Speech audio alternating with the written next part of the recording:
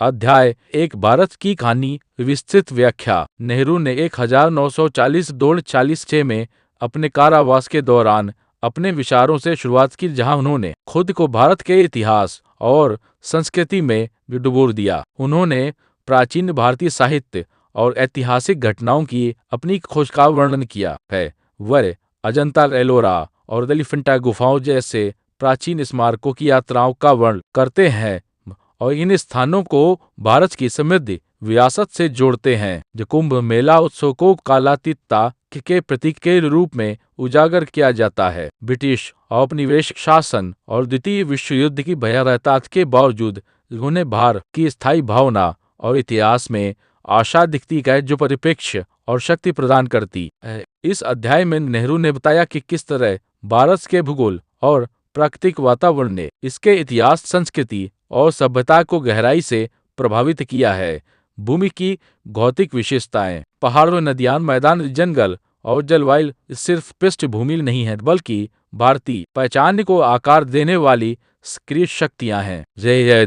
भौगोलिक विविधता, भारत की विशालता और परिदृश्यों की विविधता पर प्रकाश डाला गया है। उत्तर में विशाल हिमालय से लेकर राजस्थान के रेगिस्तान तक, उपजाऊ नदी घाटियों से लेकर उष्णकटिबंधीय दक्षिणी तटों तक, हिमालय और हिंद महासागर जैसी प्राकृतिक बाधाओं ने ऐतिहासिक रूप से भारत की सीमाओं को परिभाषित किया है और इसकी विशिष्ट संस्कृति को आकार देने में मदद की है। तो पहाड़ के हिमालय सिर्फ भौतिक विशेषताएं नहीं हैं, इनका आध्यात्मिक और पौराणिक महत्व है। ये पहाड़ एक प्राकृतिक ढाल का काम करते हैं, जो भारत को उत्तरी आक्रमणों से बचाते हैं और कवियों, संतों और तीर्थयात्रियों के लिए प्रेरणा का स्रोत भी हैं। नेहरू कश्मीर और पहाड़ों के प्रति अपने व्यक्तिगत प्रेम को भी व्यक्त करते हैं, जो सुंदरता और शांति का प्रतीक हैं। ये नदियाँ, सिंधु, गंगा, यमुना और ब्रह्मपुत्र जैसी नदियाँ भारतीय सभ्यता की जीवन रेखाएं हैं।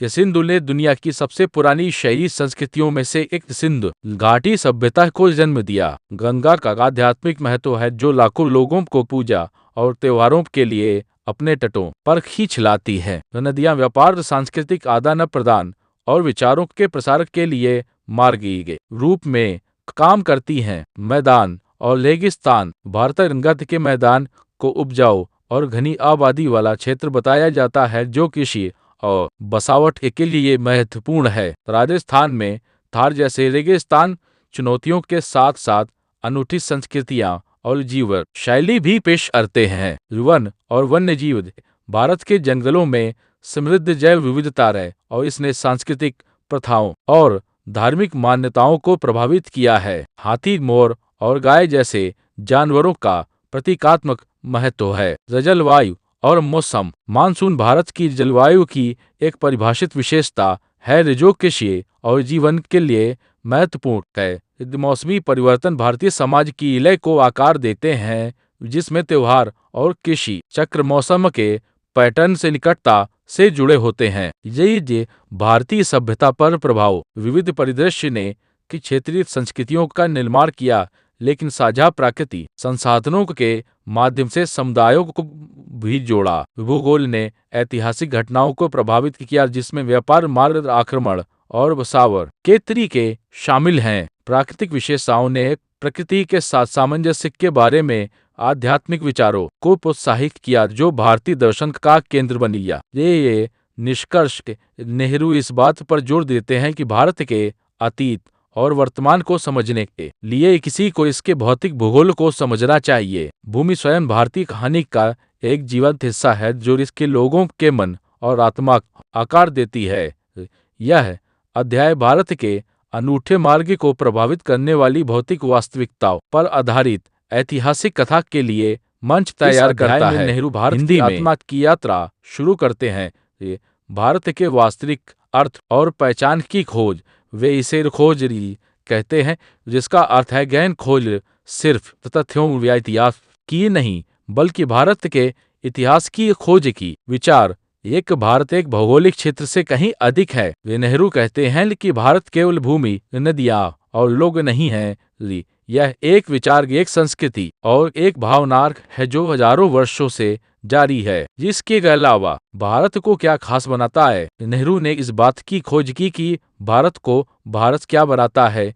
विविधता में एकता, इतनी सारी भाषाएं, धर्म और परंपराएं, फिर भी भारत की सोच और भावना में कुछ समानता है। तीन, भारतीय पहचान को आकार देने में इतिहास की भूमिका। वह यह समझना चाहते हैं कि भारत ने अपनी संस्कृति कैसे विकसित की और भारतीय लोगों ने युगों युगों से ऐसे सोचा है, न कि केवल यह कि राजाओं ने क्या शासन किया। नेहरू ने झूठ बोला। नेहरू का व्यक्तिगत संबंध। एक राजनीतिक नेता के रूप में नेहरू उस देश की आत्मा को समझने की कोशिश कर रहे हैं जिसका वह नेतृत्व करना चाहते हैं। वह ईमानदार हैं।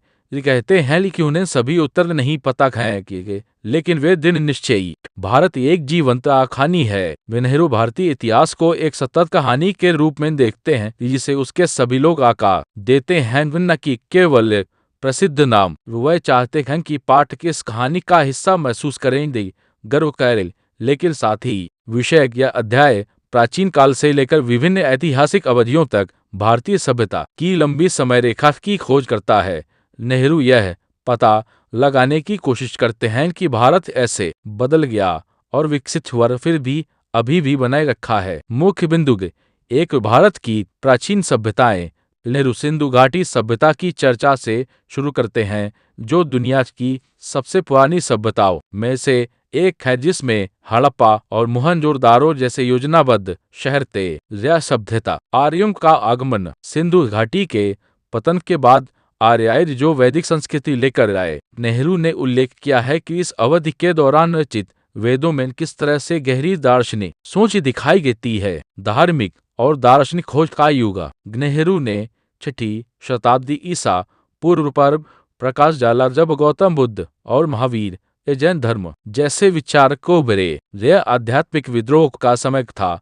पृष्ठ मौर्य साम्राज्य और अशोक। नेहरू चंद्रगुप्त मौर्य और विशेष रूप से अशोक की प्रशंसा करते हैं तो उन्हें इतिहास के सबसे महान शासकों में से एक कहते हैं। कलिंग में एक हिंसक युद्ध के बाद अशोक ने बौद्ध धर्म अपना लिया और गुप्त काले थे एक स्वर्ण युग। समुद्रगुप्त और चंद्रगुप्त द्वितीय जैसे शासकों के अधीन गुप्त साम्राज्य ने विज्ञान, गणित, खगोलीय विज्ञान, कला और साहित्य में बहुत प्रगति देखी। जैसे प्रसिद्ध विद्वान इस्लाम का आगमन। इस्लामी शासकों के आगमन 12वीं शताब्दी के बाद से के साथ भारत ने एक नए चरण में प्रवेश किया। संघर्षों के बावजूद इस अवधि में सांस्कृतिक संलयन भी देखा गया।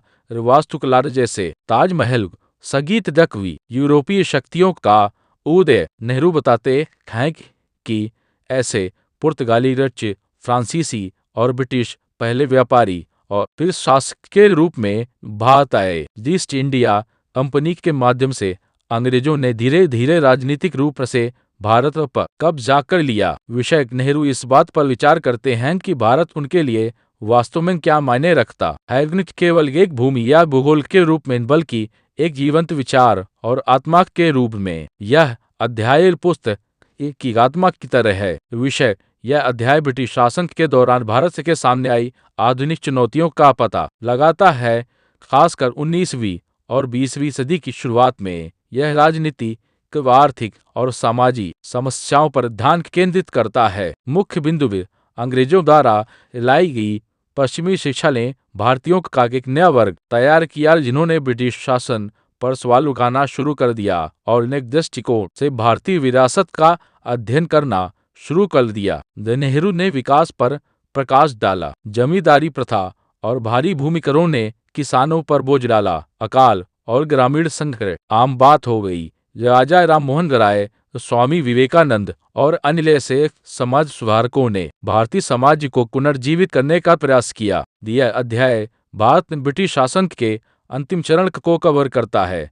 नेहरू ने गांधी जी के आगमन पर प्रकाश डाला और बताया कि ऐसे अहिंसा और सत्याग्रह के उनके विचारों ने जैसे जन आंदोलनों को प्रेरित किया। इस अध्याय में जवाहरलाल नेहरू ने स्वतंत्रता प्राप्ति के वर्षों में भारत के सामने आई नई राजनीतिक और सामाजिक चुनौतियों पर ध्यान केंद्रित किया है। उन्होंने इस बात की जांच की है कि दुनिया भर में राजनीतिक माहौल, खासतौर पर भारत में राजनीतिक उथल-पुथल किस तरह से बदल रही है। इस अध्याय में जवाहरलाल नेहरू राष्ट्रवाद और साम्राज्यवाद की ताकतों के बीच अटकलाव की व्याख्या करते हैं, न केवल भारत में बल्कि दुनिया भर में।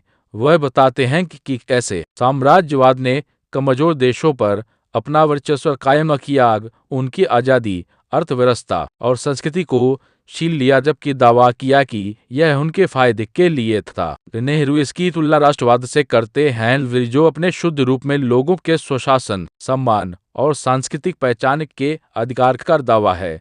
वह स्वीकार करते हैं कि जबकि राष्ट्रवाद कभी कभी आक्रामक और संकीर्ण हो सकता है, भारत के संदर्भ में यह काफी हद तक समावेशी और लोकतांत्रिक था, जिसका उद्देश्य देश को ब्रिटिश शासन से मुक्त करना और न्याय और समानता के साथ इसका पुनर्निर्माण करना था। वह आर्थिक शोषण और भारतीयों को राजनीतिक रूप से विभाजित और शैक्षिक रूप से कमजोर रखने के उसके प्रयास के लिए ब्रिटिश साम्राज्य की आलोचना करते हैं। नेहरू यह भी दर्शाते हैं कि ऐसे साम्राज्यवादी शक्तियों ने भारत पर अपने नियंत्रण को सही ठहराने के लिए इतिहास, धर्म और शिक्षा में हेरफेर किया। साथ ही वह भारतीयों को चेतावनी देते हैं कि वे पश्चिमी राष्ट्रवाद या उद्योगवाद की आंख मूंद कर न करें, बल्कि एक ऐसे समाज का निर्माण करें जिसमें स्वतंत्रता के साथ करुणा, परंपरा के साथ प्रगति का मिश्रण हो। इस अध्याय में जवाहरलाल नेहरू भारत के स्वतंत्रता संग्राम के अंतिम चरण का वर्णन करना शुरू करते हैं, जिसमें स्वतंत्रता प्राप्ति से पहले के वर्षों पर ध्यान केंद्रित किया गया है। वे निर्णय बिंदुओं और जन आंदोलन पर विचार करते हैं। मुख्य बातें: प्रथम विश्व युद्ध के बाद की अवधि। प्रथम विश्व युद्ध के बाद भारत को ब्रिटिशों का समर्थन करने के लिए पुरस्कार के रूप में सुधारों की उम्मीद थी। इसके बजाय रॉलेट एक्ट 1919 जैसे दमनकारी कानून पे किए गए, जिससे गुस्सा भड़क उठा। गांधी का उदय। महात्मा गांधी इस समय के दौरान एक जन नेता के रूप में उभरे, जो अपने साथ अहिंसा और सत्याग्रह, अहिंसक प्रतिरोध की विचारधारा लेकर आए। गांधी ने भारतीय राजनीति को बदल दिया। नेहरू की जागृति। नेहरू अपनी व्यक्तिगत राजनीतिक जागृति आंदोलन में शामिल होने, देश भर में यात्रा करने और लोगों की वास्तविक स्थिति, गरीबी, पीड़ा और गरीबी को समझने के बारे में लिखते हैं।